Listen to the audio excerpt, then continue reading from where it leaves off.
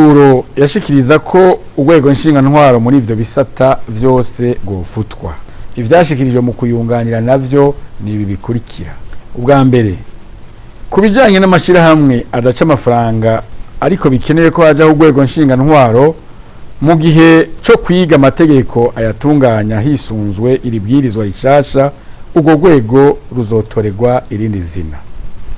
Bwa kabiri, aho kuvuga umuyobozi mukuru muri iri bwirizwa hovugwa urongoye ishirahamwe, kuko ashobora kutitwa umuyobozi mukuru agahabwa irindi zina nka komiseri mukuru, regiteri n'ayandi mazina benayo. Ubwa gatatu, ingene ubuyoboye ishirahamwe yitwa bizotomorwa mu itegeko ritunganya ishirahamwe.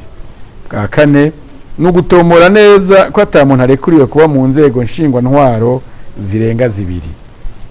Bwa gatanu, urongoye ishirahamwe afashwa na komite nyobozi, imirimo yayo n'ikiringo bikazotomorwa mu itegeko riritunganya. Bwa gatandatu, ikiringo ishirahamwe rya leta rikoresha nk'amafaranga gihuye n'umwaka w'integekanyo y'amafaranga igihugu gikoresha.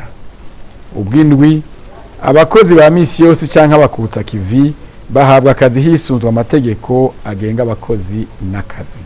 Ubw'umunani, amategeko agenga abakozi baryo yemezwa n'urwego nshingwantwaro mu gihe ruhari, akongera akemezwa n'umushikiranganji, ishirahamwe rikukira hamwe n'umushikiranganji mu vyajejwe harimo ikigega ca leta. Ubw'icenda, amafaranga yinjijwe n'amashirahamwe asanzwe adakora ivy'ubudandaji acashirwa ku ikonti y'ikigega ca leta. Ubw'icumi, nugutomora neza ko leta ari ibazwa ibitegerejwe bijanye n'amasezerano ishirahamwe rya leta ridafise intumbero yo kudandaza ryagiraniye n'abantu mu gihe bishitse rikabura uburyo.